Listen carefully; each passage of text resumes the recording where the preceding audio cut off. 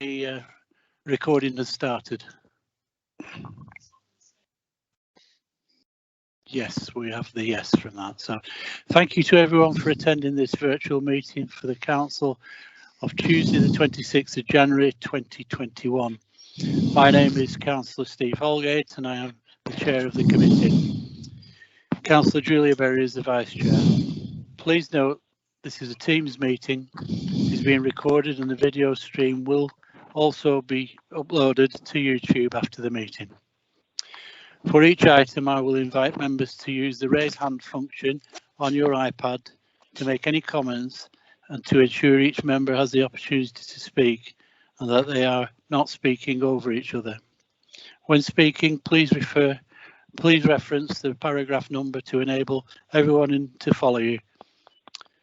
Please mute your microphone and video feed when you are not speaking. If the technology fails for any reason, then I will adjourn the meeting for a few minutes to try and resolve the issue. Or if it is not possible, a new date and time for the meeting will be organised.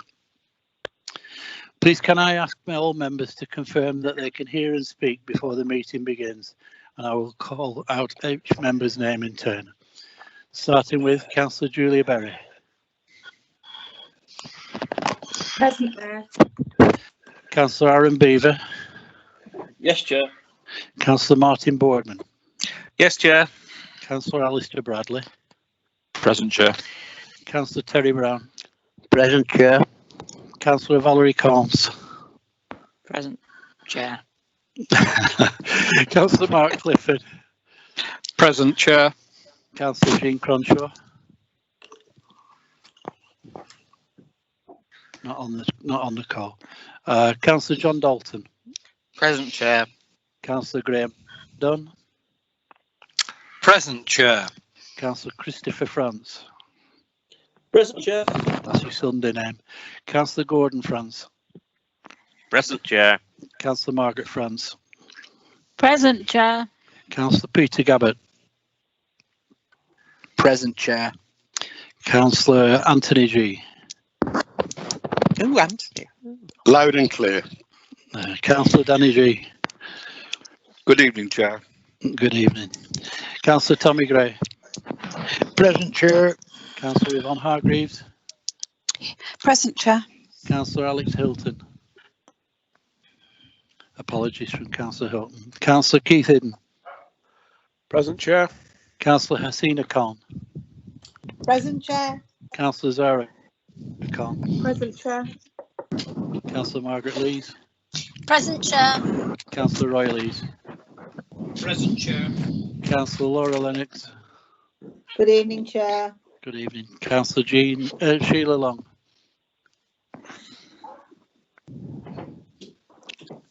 Councillor Sheila Long. Not on the call. Councillor Adrian Long. Evening, Chair. Good evening. Councillor Marion Long. Good evening, Chair. Good evening. Councillor Matthew Lynch. Delighted to be in attendance, Chair. How very good of you. Councillor Jude Molyneux. Good evening, Chair. Good evening. Councillor Alistair Morwood. Here, Chair. Councillor Steve Murfitt.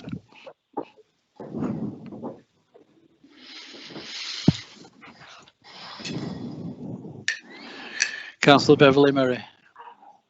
Yes, Chair. Councillor Deborah Platt. Present, Chair. Councillor Gillian Sharples. Here, Mr. Chair. Thank you. Councillor Paul Sloan. Present, Mr. Chair. Councillor Joyce Snape. Present, Chair. Councillor Kim Snape. Present, Chair. Councillor John Walker. Present, Chair. Councillor Paul Walmsley. Present, Chair, although my heating's off and I've got no hot water and I'm freezing. Same in the Lancastrian room, mate. Councillor Neville Whittam. Neville.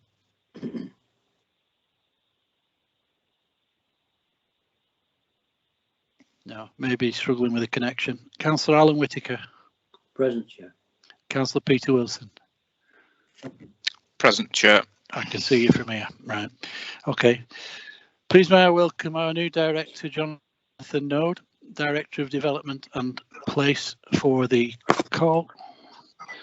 Congratulations also to Jennifer Mullen, Director of Communities, who has sent her apologies. Right, as we go forward, for the purposes of voting, I intend to try at least to start to use the raised hand icon, virtual hands, that is, not real hands. And we'll see how that goes, because we've struggled a little bit with the voting mechanisms, but hopefully that will work.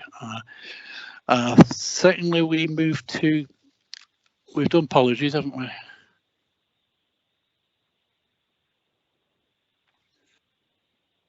Councillor Dalton and Councillor Brown have got their hands up. Is that intentional or not intentional?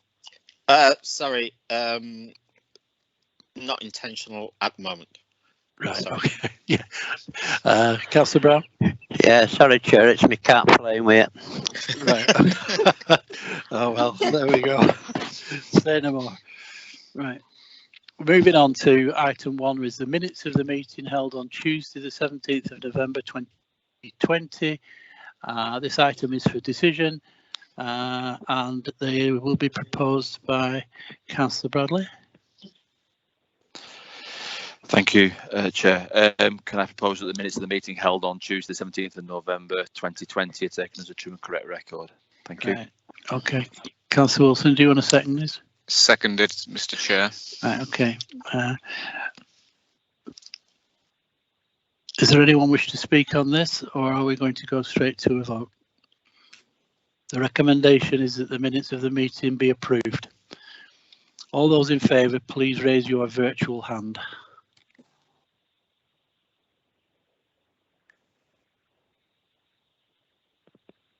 Okay. So everybody got their hands up? Right. Okay, that's everybody. Thank you very much. Can you bring your hands down now, please? Was that NEMCOM, Ruth, or do I need to ask if there's anyone against? No, that was everybody's in favour, so we can move on to item 2, which is the declaration of any interest. Does anybody have any interest to declare, pecuniary or non-pecuniary? Councillor Dalton, item number 9, planning, as member of the Development Control Committee, Planning Committee, withdraw from the meeting as legal instruction from Chris Moster. Right, okay. Is there anyone else want to do that? Yes, Chair. Same reason, item 9. I wish to withdraw from that So every particular member item. of the planning Non-pecuniary committee interest. Right, okay. I've been told that everyone who's on the planning committee will need to do that in order to. Yes, please come in, Ruth, for an explanation. If it's helpful, I can make a quick note of those people that have raised their hands and assume that if you've raised your hand, that means you're indicating to register a declaration to speak on item 9. So if you wish to declare an interest on item 9 planning matters, please raise your hand. So I've got Councillor Hargreaves, Councillor Walker, Councillor Morwood, Councillor Gray, Councillor Whitaker, Chris France, Councillor Molyneux, Councillor Beaver, Councillor Danny G and Councillor Gordon France. Is that correct? No. Councillor Whittam as well. Councillor Whittam, thank you, Councillor Whittam. Oh, welcome to the call, Councillor Whittam.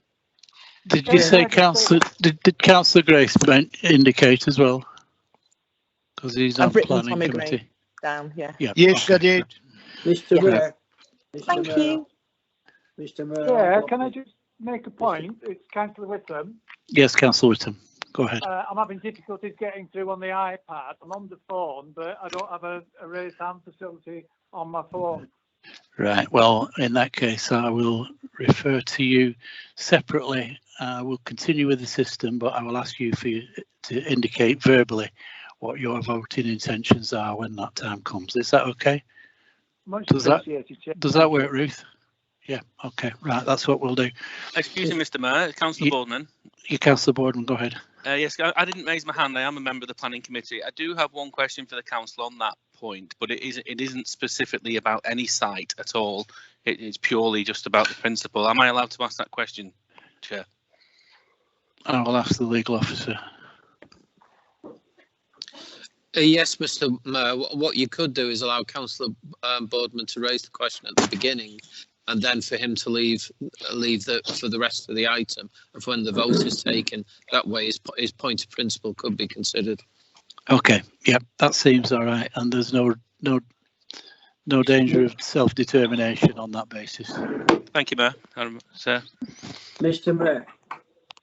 Mr. Mayor. Yes, who's that? Whittaker. Oh, Councillor Whittaker, yeah, go ahead. I'm a member of the planning committee. I'm not going to speak at the planning committee, and I've checked with the legal officer, and I'm allowed to speak at tonight's meeting. I'm not going to speak at the planning committee as a member of the planning committee. I've cleared that with Mr. Moister. I hope I'll be allowed to speak when we get to item 9. It's becoming a little complicated, this now. I need to take some advice. It's not for me. Dave. It's not for me. Dave needs to.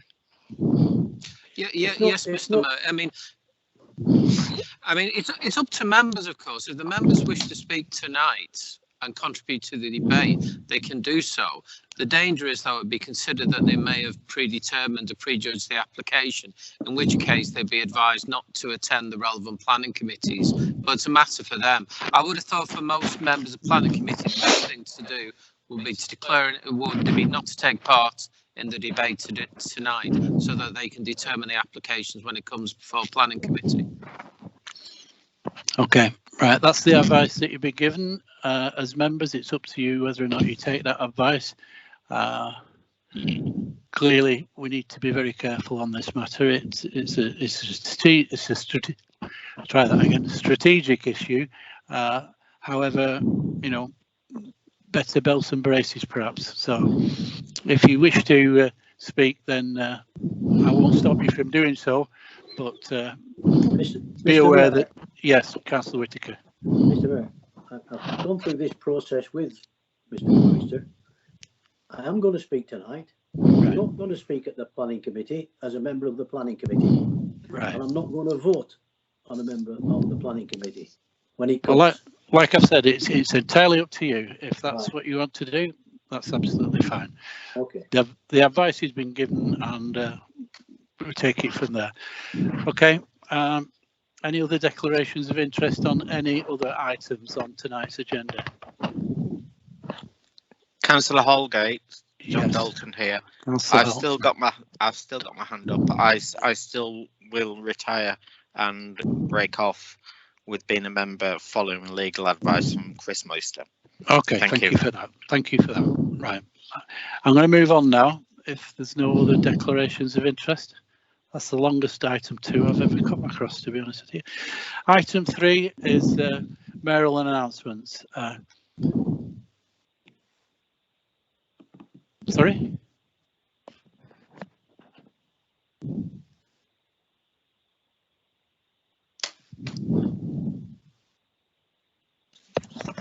Do you want to Chair, can adjourn? adjourn the meeting? We're going to adjourn the meeting for a couple of minutes whilst we take some legal advice on just how we need to handle this particular situation with regards to planning and item 9. So if we can.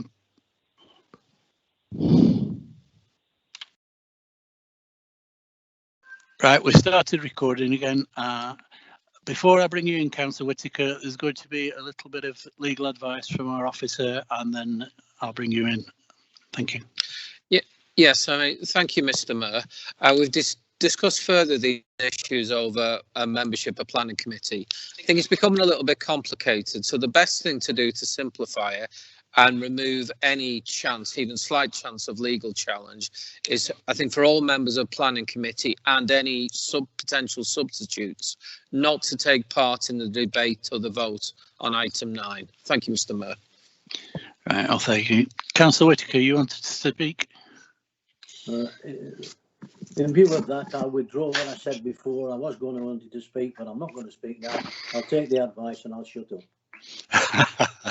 Thank you very much, Councillor Whittaker. Obviously, that advice is good advice and it's strong advice.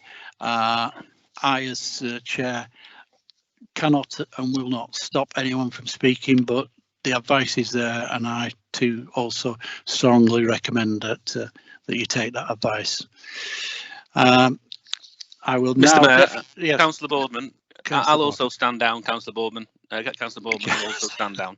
Thank you so much. Thank you. Right, I will go on to mayoral announcements now. Something that, sorry.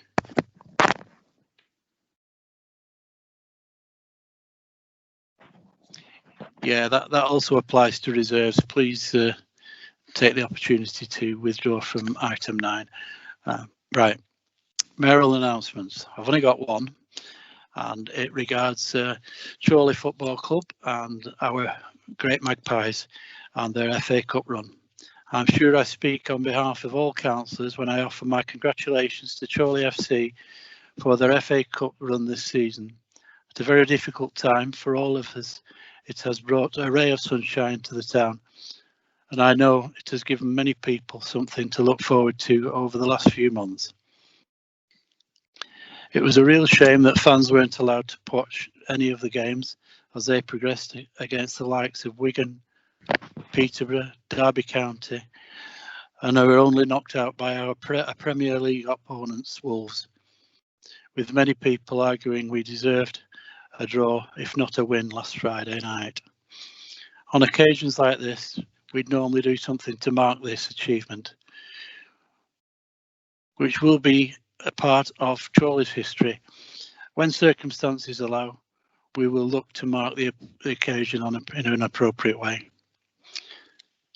It goes to show what can be achieved when people pull together as a team, as great things can happen. We'll need that team spirit in Chorley as we come out of the pandemic, but the games over recent weeks will be an I was there moment for all the fans, albeit they were likely sitting, watching behind the sofa and not on the stands at Victory Park. Well done to everyone involved at the club, and good luck with the remainder of the season when it restarts. Okay. That's my mayoral announcements done. Actually, it isn't. I'd just like to also let it be known that today I've been informed that a climate change officer has been appointed to that position on Chorley Council, and we're delighted to welcome that person, whose name I cannot give you yet, but they will be starting that job, and a very important job, as quickly as is practical. Thank you. Right, item 4, public questions. Members of the public who have requested the opportunity to ask questions on any time on any item on the agenda will have 3 minutes to put their question to the relevant councillor member. Members of the public will be allowed to ask one short supplementary question as well. We've received one public question from Andy Hunter Russell, and please, Andy, can you indicate that you're available and able to speak? Yeah, can you hear me okay? Yep, okay. You've got 3 minutes, Andy, to put your question, and it will be replied to by Councillor Adrian Law, who's the Executive Member for Customers Advice and Street Scene Services. Thanks, Mr. Mayor. There you go. Thank you. In 2019, almost 1,000 people signed a petition to Chorley Council on change.org calling for them to stop spraying glyphosates in public spaces. By March 2020, Chorley Council introduced thermal weeding equipment to reduce the use of these herbicides.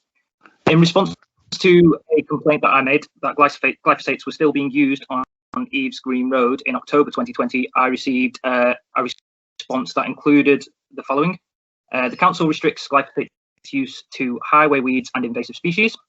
Due to health and safety concerns when working adjacent to the highway, all routes with high volume or speed are treated with glyphosates so that we can remove the need for someone walking in the highway.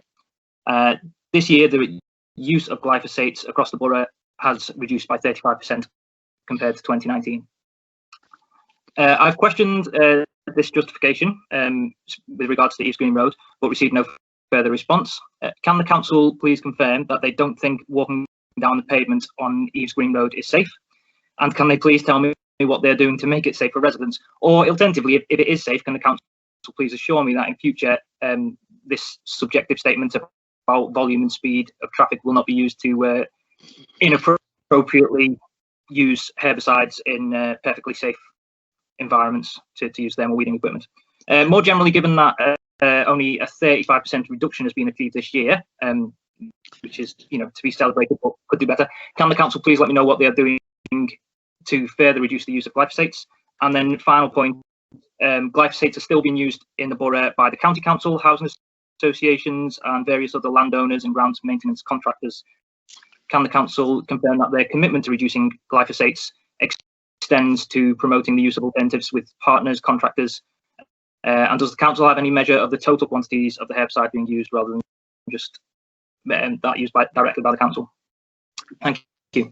Okay, thank you, Andy. Councillor Lowe, do you wish to respond to that, please? Thank you, Mr. Mayor, and thank you, Mr. Hunter-Wassell, for your question or questions regarding the council's use of glyphosate. The council is required to control weeds within the highways on behalf of LCC, which historically has been entirely achieved using glyphosate-based herbicides applied using a specially adapted quad bike. The council have recently committed to reducing its usage for weed control following concerns caused by both residents and more widely. We have done this through both the use of thermic otter blowers and restricting the use of glyphosate in our parks and open spaces. In 2020, the thermic otter kits were introduced as a way of reducing our use of glyphosates. The main shortcoming of this method of application is that a fully mobile solution is not yet available. This makes it unsafe to use on roads with high traffic volume or speed, as it is necessary to walk in the highway to treat weeds in the curbside. When working with 0.5 metres of the highway, traffic management safety measures need to be in place. This includes working on the pavements. Unfortunately, these considerations have meant that we have so far been unable to commit to ceasing herbicide application completely. We continue to use the quad bike that allows for the safe application of herbicides as efficiently as possible. This reduces the amount of time spent working in the road and keeps our staff safe. For practical reasons, where a quad bike is deployed to treat the roads, it will also be used to treat the pavements. And in specific reference to the question about walking down the pavement on Eves Green Road, walking down the pavement on Eves Green Road is just as safe as walking down any other street within the borough.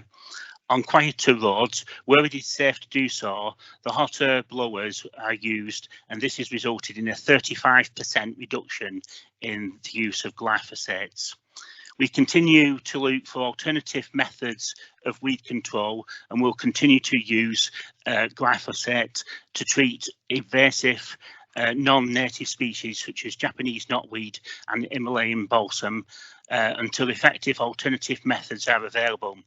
I'd like to emphasise that glyphosate is still a fully licensed product in the UK. Nonetheless, I can confirm that the Council's commitment to continue to work towards reducing its own usage. Whilst the Council does not hold information about the quantity of herbicides being used in the borough, we will reach out to partners and other organisations working in the borough to gain a better understanding of this and to promote and encourage the use of alternative methods of weed control where possible. Thank you, Mr. Mayor. Thank you, Councillor. Andy, you have a supplementary question option available to you if you so wish. Not exactly, but perhaps I could contact Councillor Lowe after the meeting, because I don't think it is the case with this particular road that it would be unsafe to use the thermal weeding equipment on the pavement here. I don't think it was that close to the highway, or it is a particularly high volume road. So perhaps I could send pictures of the relevant area and carry on that discussion with Councillor Lowe after the meeting, if he's okay with that. It does seem to me like the sort of issue that needs to be taken up outside the meeting. Councillor Lowe, are you happy to speak to Andy separately? By all means, outside of the meeting, if he can send me some details, specific details. It wouldn't be the only road or street where in effect this issue, and as I've said, Chair, that the paramount safety is for the safety of both residents and staff. But if I could just quickly say, Chair, that the story so far in terms of that we're going in the right direction, and we'll if new technology or new ways of working will incorporate those. But I'm happy to carry on the conversation outside of this meeting. Okay, thank you very much indeed. Thank you, Andy.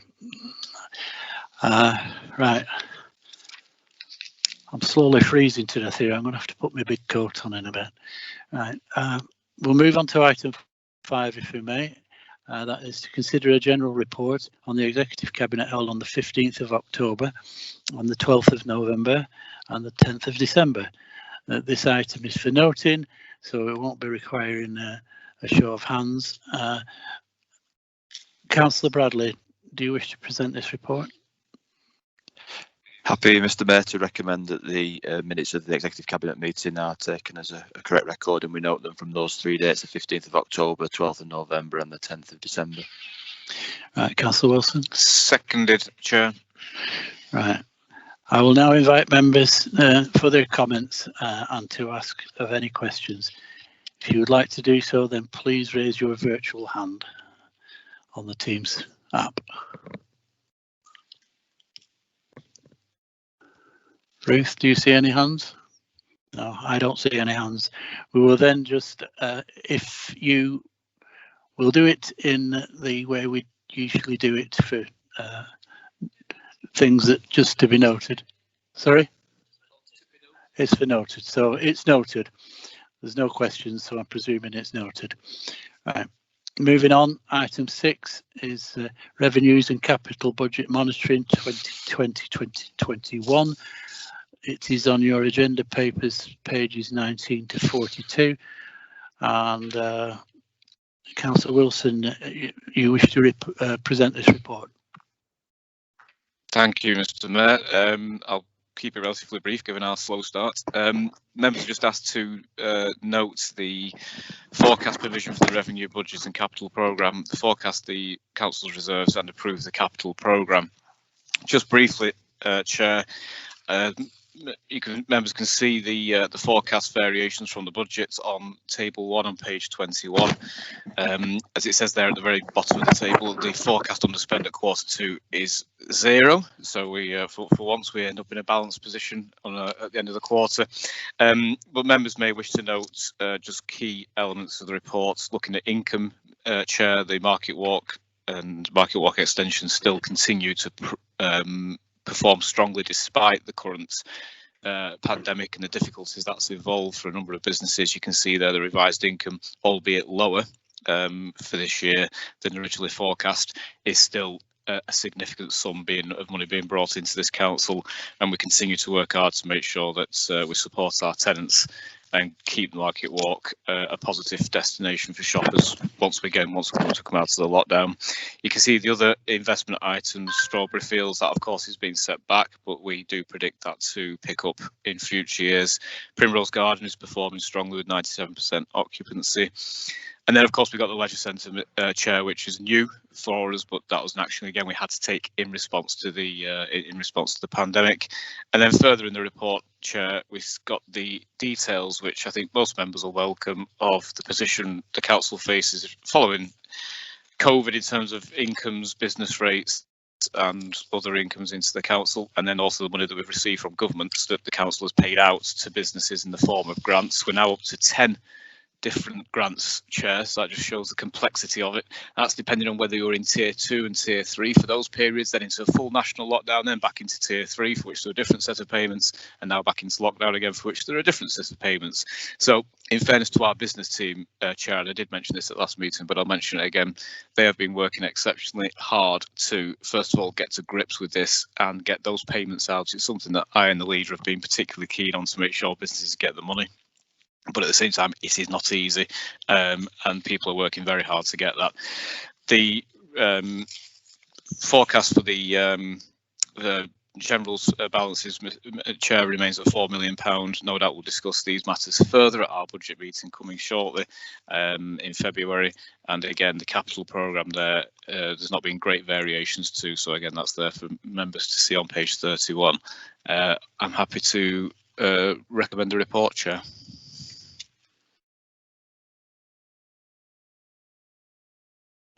Happy to second that, Mr. Chair.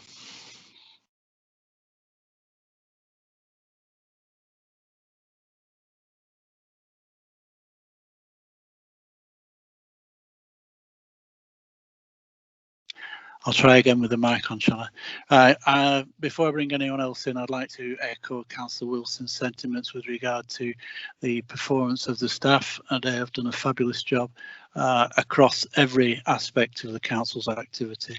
I'd just like that to be noted. Right, does anyone wish to comment or ask questions on this item? If so, raise your virtual hand.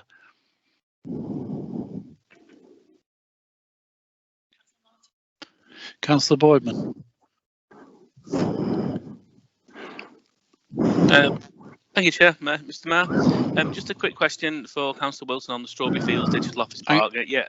Martin, just hang on a second. Can somebody who's got the mic on and who's breathing, either stop breathing or turn your mic off? Okay, carry on, Martin. I'll try not to stop breathing, but yeah, just a question. Yeah, it's been a very difficult year, and we do appreciate that. Even in opposition, we appreciate it's a difficult year for the council to make the figures balance. The £400,000 deficit on Strawberry Fields isn't what we want to see. What I want to just ask Councillor Wilson is, we were, and I don't know if we are still tied to certain businesses coming into that development. I just want to know if there's any update with regards to, shall we say, spreading the awareness of that building out to different businesses, and also trying to get different businesses in. It's just if Councillor Wilson's got an update for us, that would be greatly appreciated. Thank you. Councillor Wilson. Thank you, Chair. Just to respond to that, Councillor Boardman, yes, to answer the last part of your question first, yes, we are actively pursuing tenants. Yes, we are obviously making sure that we welcome anyone who's interested, who thinks that space will fit, as it were, or will suit them. And obviously that's in our interest to, from an income point of view, it's also from our interest to actually keep jobs in this area. In terms of businesses or being tied in, my understanding is we're only 12 months is the period for sorry, so non-digital. Sorry, I'm being told, I'm being shouted at, so there we go. But what I'll do, Councillor Boardman, just to be for clarity on that purpose, is I'll get an email to you just detailing that, because that's not quite obviously that portfolio of the economic director, etc., will know more than I will on that. But no, what I do know is generally, yes, we are working to get more tenants in there. Okay, Councillor Boardman. Okay, thank you. Are you okay with that? Right. I'm okay with that. Yeah, well, I'd like to just see a little bit of information coming back on email, if that's okay. Thanks. Yeah. Well, that's been agreed. So, Councillor Walker, you've got your hand up. Is that intentional? Yes, Chair. Can I just ask Councillor Wilson three questions? On page 23, item 27, it states that units 31 to 33 have sadly gone into administration. I assume that's the bowling alley and the fancy golf course, isn't it, for children? No, I think you're on the wrong development. No, Councillor Walker, you're on the wrong one. That's the existing Market Walk, not the new development. Oh, sorry, my mistake. Forget that question then. I'm getting mixed up with the areas. My apologies. Item 30, page 31, item 66. Will the Astley Park development budget have to be amended to cover the cost of the recent flooding of Backhurst Lodge?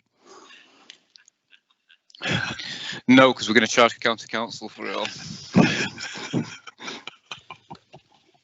Oh, that's not controversial, is it? On a serious note, Councillor Walker, on a serious Come note. back, on a- Keith. on a serious note. I only said that to wine Councillor Riddle. We will have to look at obviously the what we've spent actually.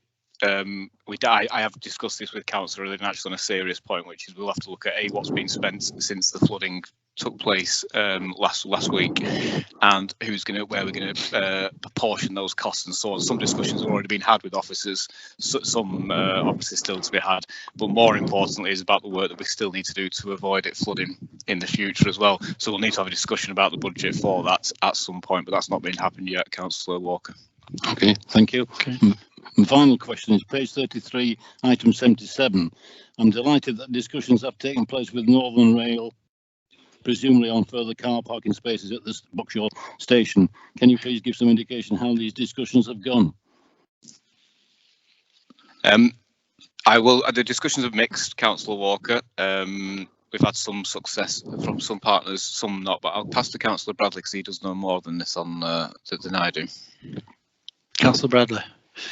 Yes, Councillor Walker, we have tried to bring various parties together to put funding in to sort out the issues at Buckshaw Parkway Station. We are trying to take a lead on it to bring some resolution to the problems that have been happening over there. I'm glad to say Northern Rail are supporting us financially. We have asked for contributions from County Council, who have been not precise about exactly what funding they can put into it. They said yes we can, but we're not quite sure how much. And Network Rail, who've point blank said no, we haven't got any money, which I find surprising because they've got more money than all of us put together. What we're then asking them for is some kind of benefit in kind, if they can do that, given that we are currently also in discussions with them regarding Alker Lane site and the Alker Lane Bridge. So we are endeavouring to raise money from elsewhere, but finding it very difficult. Councillor Walker, as usual, is Chuck that puts its hand in its pocket first, and then everybody else makes the excuses, to be quite blunt with you. But I will support Northern Rail, who have put their money where their mouth is, and hopefully will help us get a resolution on that site. Okay, are you happy with those responses, Councillor Walker? Right. Okay, put your hand down now then. Oh my goodness me. Right. Sorry, Right. Chair. I think Councillor Keith Eden has raised his hand and would like to speak. Councillor Eden. Councillor Wilson, having wound you up, I dare say we need to let you unwind. That's very kind of you, Chairman. I don't often speak at these events, obviously in the position I'm in, but what I would like to say, it was very devastating for me and for Councillor Wilson to see the sights we did see, and see that the lodge was underwater up to its eaves. It did upset a lot of people in Chorley, and I'm very pleased that we did go on the radio together. We put political differences to one side, and we talked very positively about finding a solution, sorting it out and getting the job done. I would just like to thank the hard-working staff of LCC and Chorley Borough Council, because they've done a tremendous job in clearing it all up, and we'll argue who's responsible later, I'm sure. But for the minute, the residents won't want to hear that. They want to hear, like I said on the radio, and Councillor Wilson did back me up, we're here to get the job done, we're here to get the road open, to get the culvert cleared, and to get the lodge put back into some sort of shape. And I'm perfectly happy to work with Councillor Wilson in any way I can, and Chorley Borough Council officers, to get this done. Thank you, Chairman. Thank you, Councillor Eden. I think it's fair to say that Saturday morning the blockage was resolved, and I went down there today and saw that they were taking the pumps away, so we're back in a better place than we were. Thank you. Right, this item, is there any other questions? Councillor Eden, put your hand down. Ruth, do you hear anything else? No, there are no further questions submitted or pending, and therefore this vote is for decision. So we will be doing a proper vote, a full vote, and that requires you, if you are in favour of the proposal, then please raise your virtual hands now.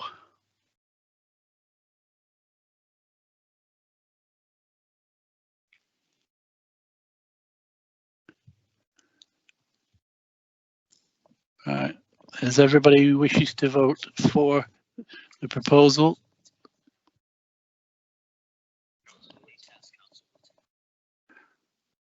Councillor Whitaker, have you? Sorry, Councillor Whittam.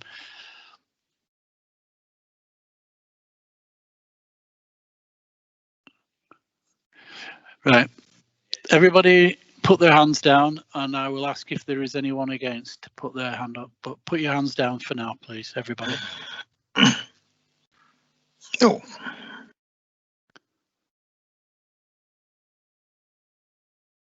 All right, that's nearly everybody hands down. Councillor Ridden, put your hand down, please. Right.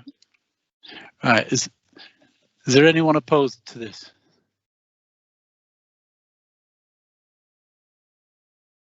Ruth? No. So that's unanimous. We'll then move on swiftly to item 7, which is to receive and consider the general report of the Overview and Scrutiny Committee held on the 1st of October, the Overview and Scrutiny Performance Panel meeting held on the 8th of October and the 19th of November, and the task group updates. This item is for noting, and Councillor Walker, do you wish to present and speak to this? Yes, thank you, Chair. Just ask the councillors to note the general report of the Overview and Scrutiny Committee and the Overview and Scrutiny Performance Panel meeting held on the dates set out by yourself. Thank you. Okay. Councillor Royal-Lees, are you happy to second this? Yes, thank you, Chair. I'm happy to second the noting of this report. Right. Is there anyone wish to speak on this? Please raise your virtual hands.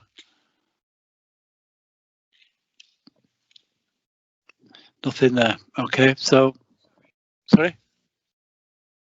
I do apologise. Councillor Danny G just raised his hand. Danny. Sorry, a mistake, Mr. Chair. Right, okay. In that case, the report is noted. Right.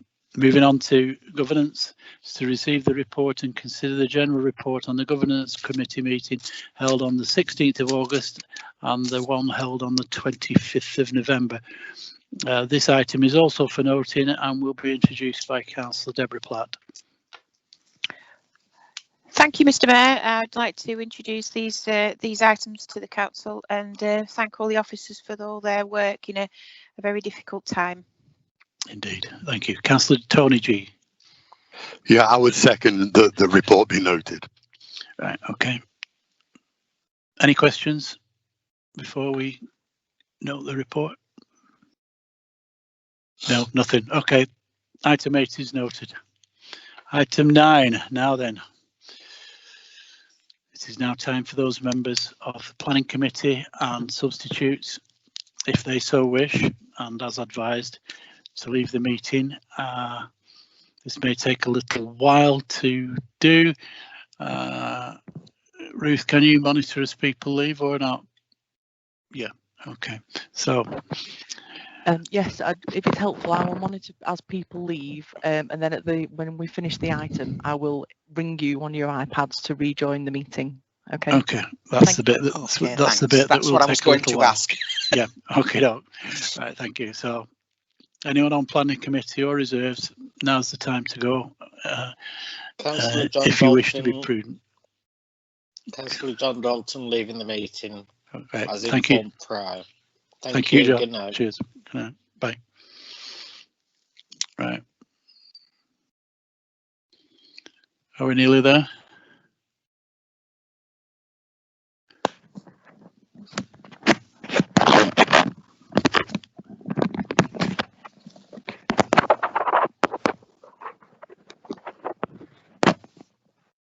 I want to see if this headphone works on my other ear a little better.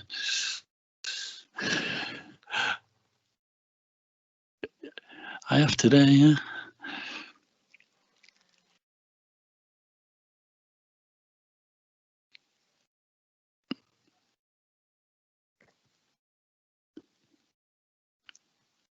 Are we okay to start?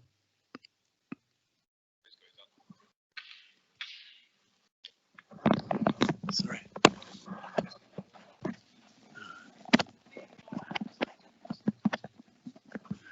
Roy shouldn't even be on there.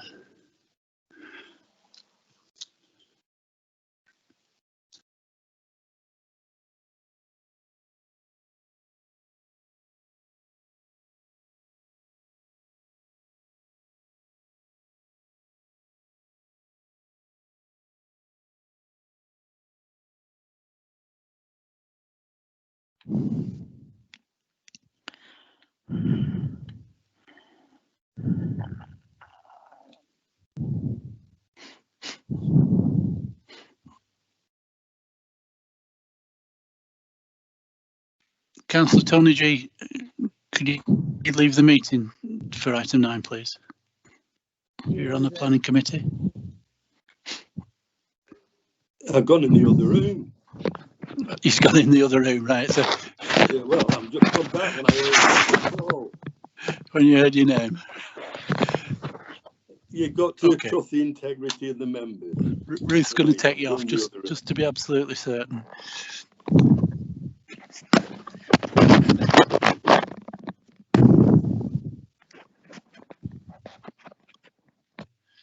Right, are we okay now? Right, okay, we can continue with the meeting.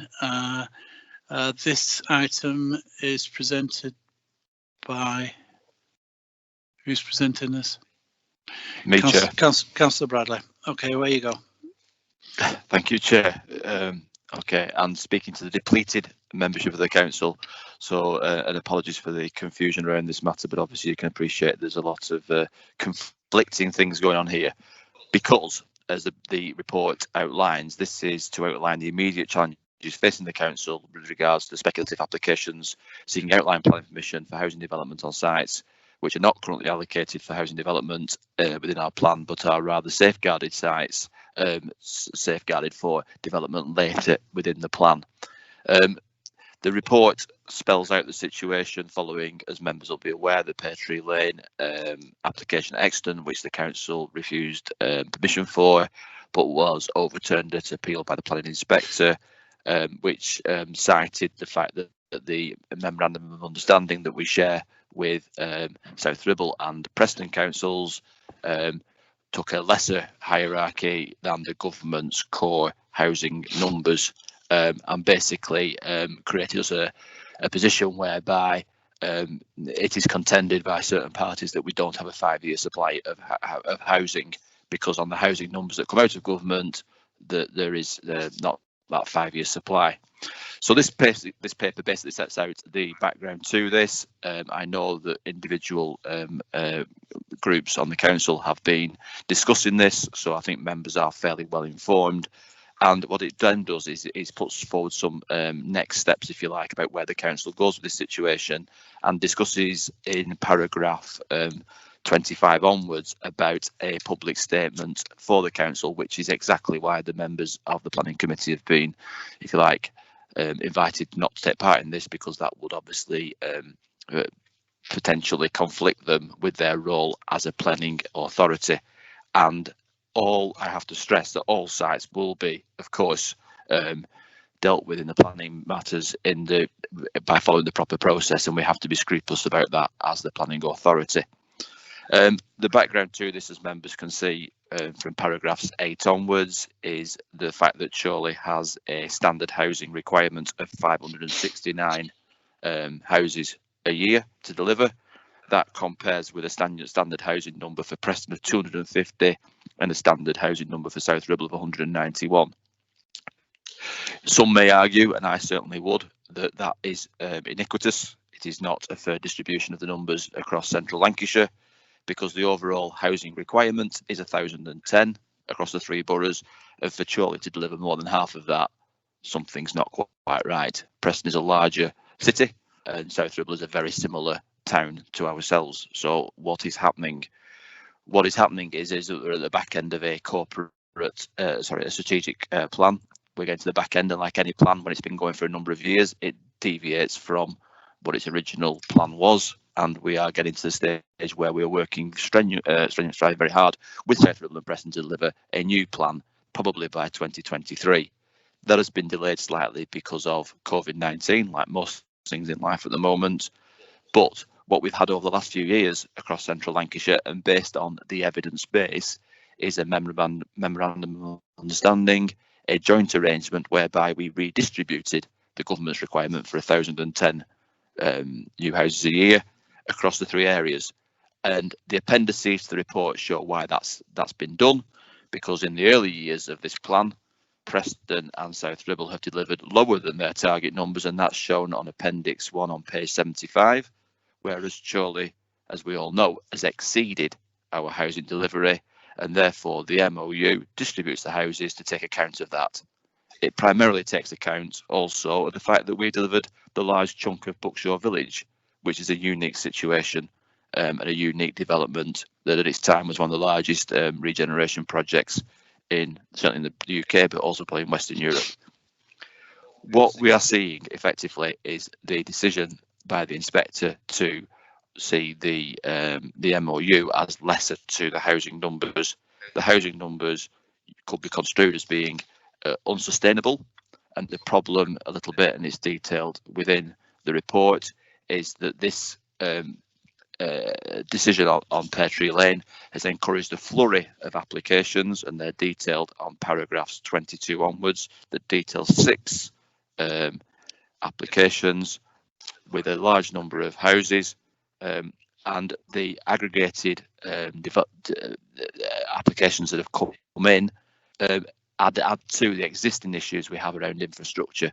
So we're all aware with the large numbers that Chorley has already delivered in housing over the last few years, infrastructure does not keep pace with that, because infrastructure comes after the planning applications and the planning and the developments have taken place, not beforehand. And again, we've discussed within this council before now what we can do to try and make some of that infrastructure come forward earlier in the process. But we all are well aware of the pressures on school places, on highways, on medical centres, on doctors' surgeries, on flooding, to pick a topical point over recent weeks, on air pollution and all the things that come with development. We are currently in Chorley having to catch up on the development that we've seen over the last 10 years, and therefore to bring yet further housing forward at this time, we would argue is counterintuitive, will be to the detriment potentially of our population, and therefore needs to be fully considered. Therefore, the next steps that says there should be a public statement is threefold. We need to provide clarity for applicants and agents and developers about our general position in principle to applications on either safeguarded or protected land. And we are concerned about the knock-on impact of these sites coming forward earlier, about putting pressure on greenbelt land down the line, because once you've eaten into your safeguarded sites, the next logical stage is protected land, i.e. greenbelt. To try to give some assurance to our local communities that the council are communicating to encourage participation in our local plan currently, and to have a positive dialogue with landowners, agents and developers going forward around sustainable development in Chorley Borough, and look to deter speculative applications for housing, and to promote what we would see as a positive engagement in the planning process in that local plan that we have and that we share with our neighbours, and to meet common goals at no detriment to the public purse. So all of those things at the moment are under pressure because of the decision made by the inspector on Pear Tree Lane. And I think we said at previous meetings that the risk of this is it doesn't just stop here, it creeps, and it starts to affect other things around our spatial planning, our availability of land for development, and the programme we currently have with our neighbours to do the right thing that the government wants us to do, which is to deliver sustainable housing without the pressures that we've seen within Chorley. And the numbers in Appendix 1 are quite stark, even when you compare with the rest of Lancashire, of the housing numbers that Chorley has to deliver under those housing numbers that the government's algorithm chucks out.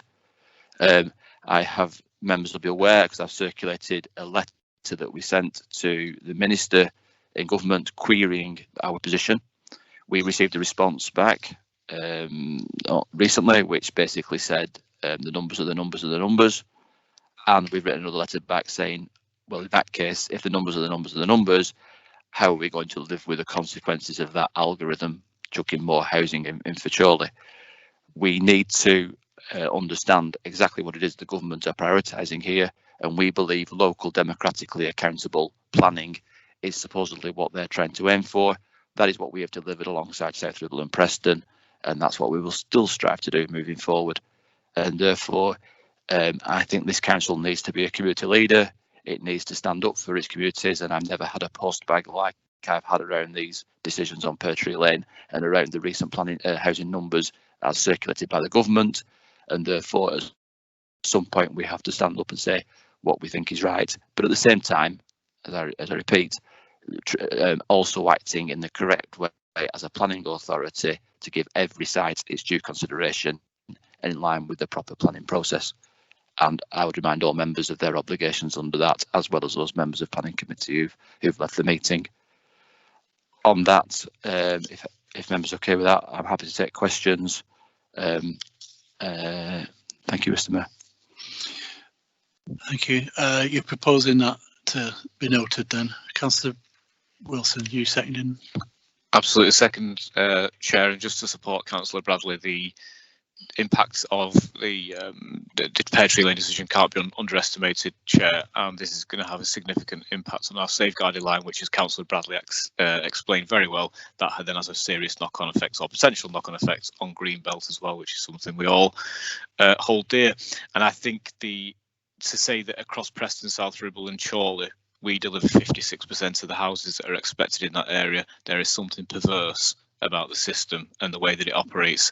Mutant algorithm, call it what you will, it doesn't work and it needs to change, and therefore we support the actions proposed by Councillor Bradley. Okay, thank you. Any questions, anybody? Put your hands up. As Councillor Margaret France. Councillor Margaret France vindicated. Right, Councillor France. Thank you very much. Thank you. I'd just like to say that as part of the membership of the local plan working group, we had a really good meeting with the education people from Lancashire County Council, who presented some slides about the provision and the proposed provision of school places for Chorley.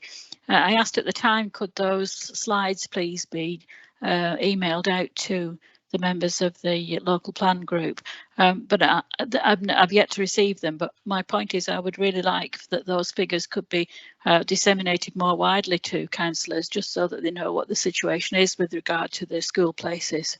Thank you. Okay, Councillor Bradley. Yes, thank you, Councillor France. Yes, I will chase that up with Jonathan Nord, our new shared director of planning, to get those out, and we have been discussing them recently again because I thought it was very illuminating and showed up some of the stark issues that many councillors have raised in certain areas of the borough around the shortage of school places, particularly in the more rural, bizarrely in the more rural areas where some of these applications have come forward. I find that quite perverse. Thank you, Mr. Mayor. Okay, thank you. Councillor Clifford. Thank you, Chair. As ward councillor for Clayton and Whittle, a ward that has seen the lion's share of house building over the past couple of decades, I would like to share my residents' frustration and anger to hear the devastating news that even more homes have been proposed for our last remaining green fields in Whitley Woods. These proposals to build on safeguarded land are not needed nor wanted, and this level of house building is completely unsustainable for our area. My residents all agree on this point. Enough is enough. Just thought I'd make that comment. Thank you, Chair. Thank you, Councillor Clifford. I don't think that requires a response, does it? It says it all. And I think that's emulated across the borough. Councillor Walker. Councillor Walker, you wish to make a contribution? I don't think you're muted. I think you're muted. Is he muted? My apologies. Is the hands up on the unmuting getting complicated? And getting back to the papers as well. I agree with whatever thing that Councillor Clifford just said, but don't forget, Councillor Clifford, that the last local plan was put out in September 2012 under your administration, and we did put the Conservative group did put an amendment forward.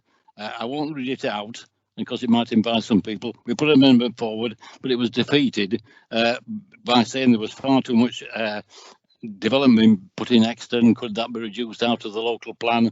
And also, I'll just read one part of it. It says the current plan for future phases is unnecessary and unacceptable. Current planning permission in place for 8.4 years, which will take us to 2020. So the phasing schedule should allow the predominance of development until 2021 to 26. This should protect the residents of Chorley from rogue developments. Well, of course, the amendment we put in was defeated, and we were left now with no local plan after 2020. So we can all shout and bawl and complain, but really it's this administration that accepted or put through the local plan in 2012. Having said all that, I support the public statement you're going to put out. Will this include the paragraph 24 so that residents know that we are concerned about the number of the school places, transport, health services in the borough?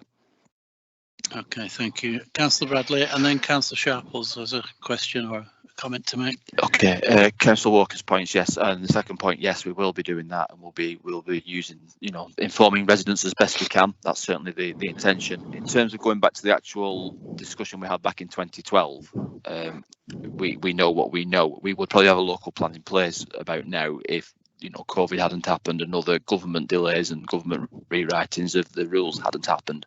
We also haven't been helped by the fact that the government have moved the goalpost at least 6 times on housing numbers in the last 5 years, to my knowledge, and probably more than that. So I welcome the foresight of Councillor Walker and the Conservative group, and I will listen to them more closely in the future for definite. I already do listen to them, but I will listen to them more closely because obviously they have the gift of second sight. But as members will be aware at the time, we did say if members want to take certain sites out, they will have to put other sites in, because we had to comply with government numbers at that point in time as well. And it's all well and good taking sites out, but you have to put other sites in. And what we tended to find was that there was a lack of other sites being put forward because we are always fighting against numbers being put on Chorley. Chorley is a great place to live. Everybody wants to live here, but if everybody wants to live here, it won't be quite as good a place to live. So I take the point, Councillor Walker, but I think 2 things, government policy and the lack of control of housing, and secondly, the fact that councillors are always loath to put their own sites in, but also want sites taken out, has also conspired against that. But I note the points you make. I suspect we won't agree on it. Okay, thank you. Okay, well, I think that's responded to. Councillor Gillian Sharples. Thank you, Chair. I just wanted to... Councillor Sharples, you've just muted yourself by accident, I think. Absolutely. It's happened again. What's going on? I think I might be okay now. Yeah, hopefully. Go for it. Go for it. Thank you, Mr. Chair. 3rd time lucky. I just wanted to say I think it's important to emphasise that clearly we're all in agreement across the whole political spectrum, and that we don't want, these inflated numbers of houses within the borough. And just a couple of other points. Obviously, more houses will equal more pollution, because the majority of people would have, I guess, a minimum of 2 cars. So that's going against the green agenda. And it's also well documented that retaining green space in areas benefits people's mental health and well-being as well. And obviously in Exton South, they've seen a number of developments in recent years, and just echoing what Councillor Clifford said, the residents aren't happy about that. So thank you very much. I shall now mute. Thank you. Chair. Councillor Bradley. Just to come in on that point, and you made some good points there, Councillor Sharples, so thank you for that. I think, again, if you look at the agenda page 75, the appendix there, the housing delivery in Chorley, numbers-wise, compared to the rest of Lancashire, is significantly above everybody else, bar effectively Preston City, and that's in the last 3 years only. Before that, Preston wasn't delivering anything like as much. So you make the point about pollution, you make the point about air quality, you make the point about just general wellness for people in general. that delivery is disproportionate. There is not anybody who can argue either on population numbers, size of area, or the rest of it. So the logic speaks for itself, and I think that's a very good point, because as we've said before, the infrastructure is damaged straight away from day one of a housing development. A lot of the mitigating factors don't come till a lot later in the process. Okay, thank you. Councillor Deborah Platt. Hi, thank you, Mr. Mayor. I absolutely totally agree with Councillor Clifford and Councillor Sharples about the additional houses. Exton, I don't know about lion's share in your area, Councillor Clifford, but Exton has certainly had its lion's share, because in the last local plan, which is the current one just at the moment, over 30% of all the houses were going in the Exton area. That obviously includes Buckshaw, because Buckshaw is in Exton, or most of it is, more than 50% of it is. And I also thank Councillor Bradley for saying that he'll listen to us a little bit more in the future. And I'm glad about that. And I don't think it's foresight. I think it was just that, you know, we were trying to protect all the areas, and especially the areas that we live in, as everybody protects their own areas that they live in. It's unfortunate that we are talking about over delivery in the sense of the air pollution, etc. And it is a shame that we've over delivered, albeit that the benefits of over delivering is that you get a lot more funds in, but now we're stuck with over delivery, inflated housing numbers, and that also is unfortunate. I support the issue of the statement also, and thanks for including the items on page 24 as well. Thank you very much. Thank you, Councillor Platt. Do you want to come back? Yeah, and there's a couple of points that Councillor Platt made, and I appreciate the support for the statement. I think we have really struggled to stop that over delivery, because that is effectively government policy. The numbers are the minimum numbers, and we have been highly frustrated. The members will be aware of this, by the fact that we wish to face things, we wish to bring things in a sustainable manner that doesn't create lack of cohesion in the communities that those developments are dropped into. And obviously Exton and Buckshaw will have suffered the brunt of that, alongside Clayton and Whitley Woods and alongside many other areas. But I think what we've seen is a lack of the controls being given to us by government, by central government, and this has happened for years, to be honest with you, so it's not a new phenomenon, that we can't phase development. We would love to see more phased development. We would love to see controls that make it a more sustainable approach, whether that's Botany Bay or any other sites, but we really struggle to do that. So because even when we put those constraints on at planning stage, they're then removed afterwards by government policy allowing developers to come back for a second bite of the cherry. And that's not to the detriment of developers. They'll play by the rules they're given. This is the problem with the rules. And I think we all need to remain focused on that point, that it's not the developers are the symptom, if you like. The actual problem here is government policy that fails to recognise. And what I find quite, again, amazing is we've delivered our numbers. We're delivering. We're not anti-development. This is not an anti-development rant or anti-development council. This is a council that has delivered way above everybody else for years, and physically cannot do that much longer because we don't have the space left. And therefore it is not sustainable, and therefore it's not that we don't want any development, we just want sustainable development, and we will take our fair share of housing, but it's back to it being our fair share. And that's the bit the message we need to get across. So when it comes to back stages, that's I'm getting some good messages from all sides of the political divide here in Chorley, is that we have to carry on making that case to government through our MPs. And I had a meeting last week with Catherine Fletcher in South Ribble, because some of the areas that are under these applications are within the South Ribble constituency. I've also spoken to obviously Lindsay Hoyle and wider MPs and wider district leaders who abut us, because this isn't just affecting us, this is going to affect everybody. And we are even being consulted in by Bolton Council about, as a duty to consult about their overdevelopment. But to be quite blunt, our problems start here. And we've done our fair share, so why would we now be expected to carry somebody else's fair share as well? And if you look at the table again, to refer to the table on page 75, Burnley have a standard housing requirement of 62 houses. That's a small estate in Chorley for the whole of the borough for a year. So Burnley want to develop more houses because the problem they have got is an ageing housing stock that's deteriorating. They want new houses. So the same algorithm that chucks out a really high number for ourselves chucks out a really low number for Burnley. And now nobody's happy with that, which says to me there's a problem with the system, not with what we are doing here in Chorley. Thank you, Chair. Okay, thank you. Thank you. Councillor Walker, have you put your hand up again, or have you just never taken it down?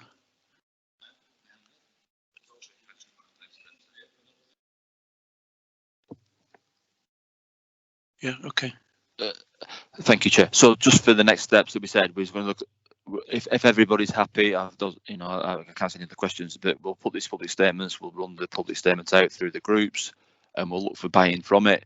We will look to do some kind of, as I said before, some kind of education and information for the residents of our borough, because it's affecting different people in different places at different times, and we think it's only right that everybody knows about it, and we'll be getting that message out there. So by all means, members contact us, contact officers, myself, and members of the administration if you have any concerns, any queries, any questions, because the more that people know about what's going on, the more that they can make representation in the right places and approach this in the right manner, which is that we're not against development. What we're after is that sustainable development for the future, so we maintain Chorley's been a great place to live, and that can be very quickly spoilt if we're not very careful in this situation. So thank you to members for the support in this debate. Thank you, Chair. Councillor Wilson? No, you're just seconding it. I'd already done that, Mr. Mayor. I know your memory's fading slightly, but there we go. Seems such a long time ago. It's fading more than slightly, I'm afraid. Right, okay, so that, believe it or not, is for noting. I'm going to take it that it is noted, because I've not heard anybody speaking to the contrary.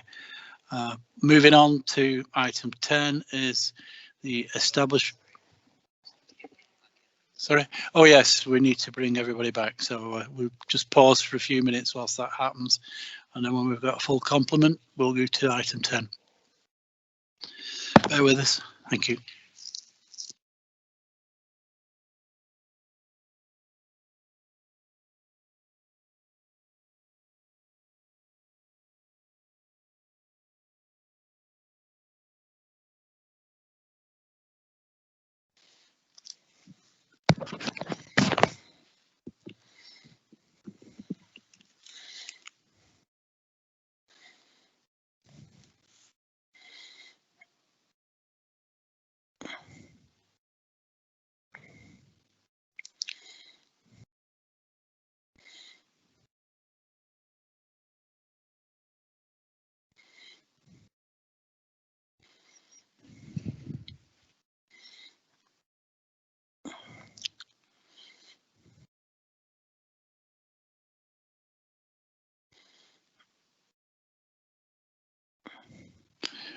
Welcome back, Councillor Boardman.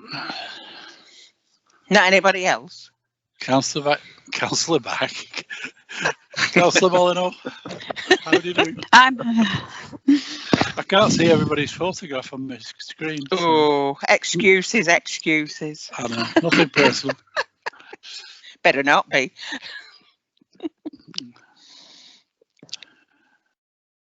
How are we doing, Ruth?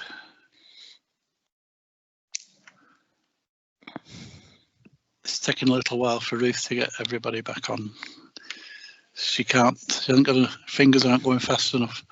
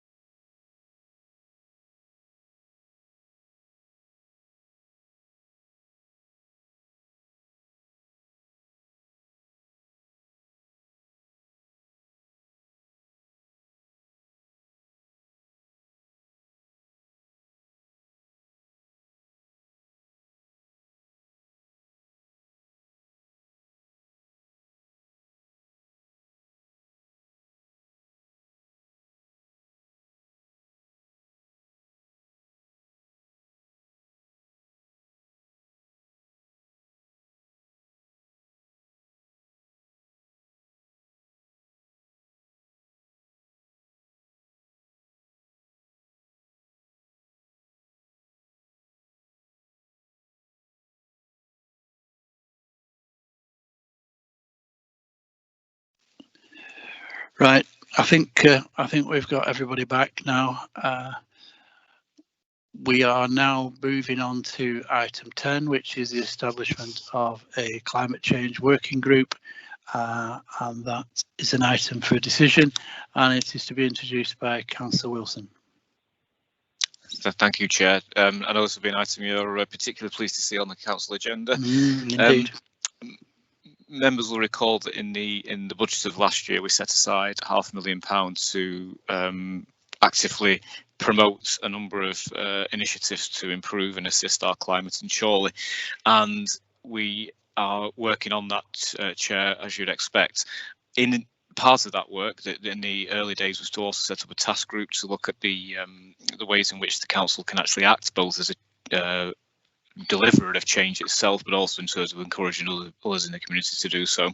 And those recommendations were accepted by the Cabinet. So in order now to drive this agenda forward with that money that's already been placed behind it, we'd propose this to establish a working group. So the working group will, as it says in the recommendations, it's a non-decision making body. Obviously decisions will be made at the relevant parts of the council, whether that's Cabinet or full council.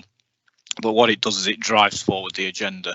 It looks at those recommendations from the task group. It looks at other avenues which we can explore, particularly in those areas that we outlined previously and outlined by the task group, which is looking at air quality, and that's one of the key issues that we need to be assessing in the area. Flood risk, reducing our carbon footprints, and actually, as I say, using the council to actively promote others to do the same as well. So, Chair, the terms of reference for the working group are included on page 65. It is proposed that there will be 7 members of the group. I don't intend to go through the terms of reference. I'm sure members have read that themselves, but there'll be 7 members of the group. There is one error on the report, Chair, which in paragraph 12 it says that the proportionality will be 6 from the administration and then 1 from the opposition. That's actually going to be 5 and 2. So the 5 members from our side are myself, Councillor Bradley, Councillor Murray, myself, Chair, Councillor Holgate and Councillor Clifford. I know that Councillor Boardman has been nominated from the opposition, but I think there's another one to be nominated as well, which Councillor Walker will now inform us of. And there'll be 2 reserves who we will bring to the next meeting for confirmation. So my proposal, Chair, is that we get this group up and running, that we get some real momentum behind the work with our new officer that you mentioned at the start of the meeting, and I look forward to progress being sustained through 2021. Thank you, Chair. Sustainable, the most inappropriately used word in the dictionary at the moment. However, Councillor Bradley, you're proposing to second this. Yes, Mr. Chair, I'm happy to do that. And just to, the intention is to give, by putting 3 cabinet members onto that grouping, is to give it some month in the initial stages to get it going. It's a new initiative for the council, but the members who were on the joint strategic planning group, linking back to the last item we discussed last night, would have heard that amongst the consultation responses, we were given a very in-depth report on the consultation responses from residents across all 3 boroughs about their desires for planning and for the future of their place, if you like, was about environmental matters that had shot up the list compared to the last time the consultation was done. And therefore there was a lot of feedback on those items. So it shows it's becoming more of an issue for the public, and is something we need to reflect by this group getting going, getting set up, and then hopefully the executive members can withdraw from it and we can start to get some more backbench members involved on it. But I think in the early stages it needs to be linked to the administration of the council, otherwise it risks being a sideline as opposed to part of our core policies, which it should be. Thank you, Mr. Mayor.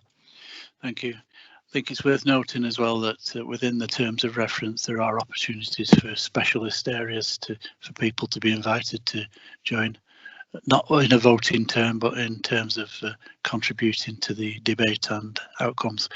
Councillor Walker. Yes, thank you, Chair. We did think it was going to be. This is the Vodafone voicemail service.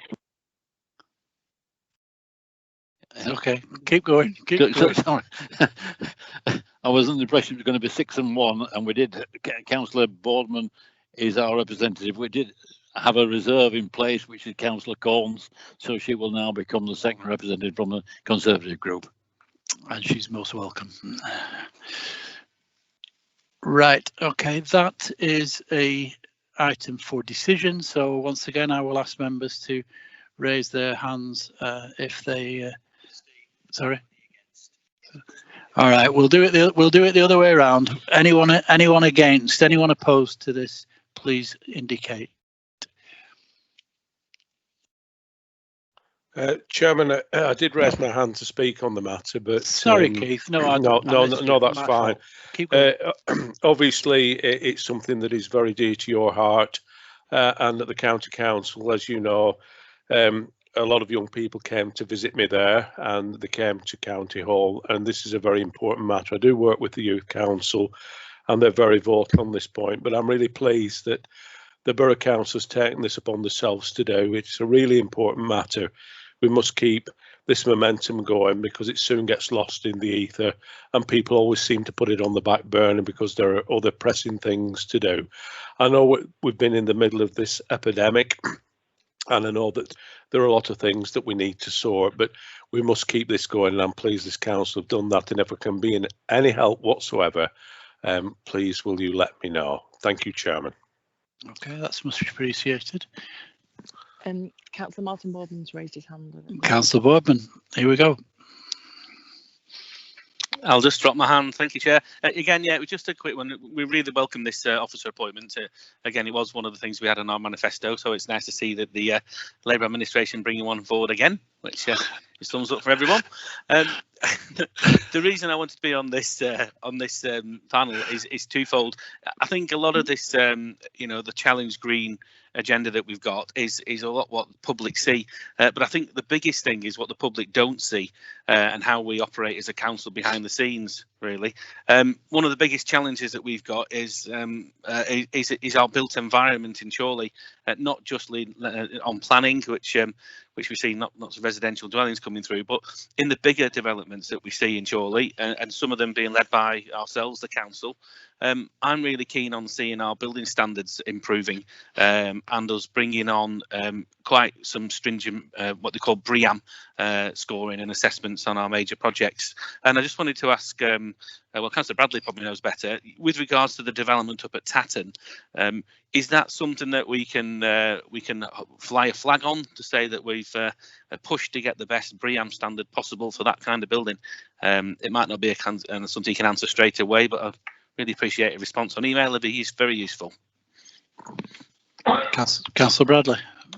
Yeah, we are, and we will, and we are certainly going to a high BREEAM standard on Tatton Gardens, as it's now called, because after a public vote it was called Tatton Gardens. So we have gone to an above the base level BREEAM, but I can't tell you exactly which level it was, Councillor Boardman, but I will get that through to you as well. But like we did with the Digital Office Park and other sites that we've developed, we will always strive to deliver the most high quality. But as you'll be aware, there has been a relaxation on some BREEAM arrangements by the government, which I think personally is retrograde. But again, that was from pressure from the developers. But we always aspire to do the highest possible level that we can, and I will get you that update over. So I'm not quoting the wrong number at you, if that's okay. Okay. Are you okay with that, Councillor Boardman? Yeah, thank you very much. All right. And just to make sure I don't get the wrong number, I will check with Ruth to see if there's any more hands raised before we go to... No, there are no further hands raised. There are no further hands raised. So if you are opposed to this, please raise your hand. If you are not opposed to it, stay put. Any hands raised, Ruth? No one's raised their hands. No, in that case, it's unanimous. Thank you very much indeed. Moving on to the next item. Is questions asked under Council Procedure Rule 8, if any. There are no questions have been asked. So moving on to item 12, to consider a notice of motion given in accordance with Council Procedure Rule 10. There's no notices of motions been presented. Item 13, exclusion of press and public. Councillor Bradley. I think you're muted. You're muted. Once every meeting, Chair. Once every Yeah, meeting, I do it. indeed.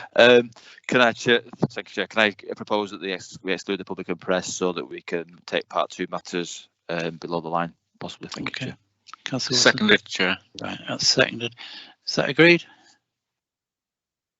Right. Okay. Can we cut the external communication, please, now?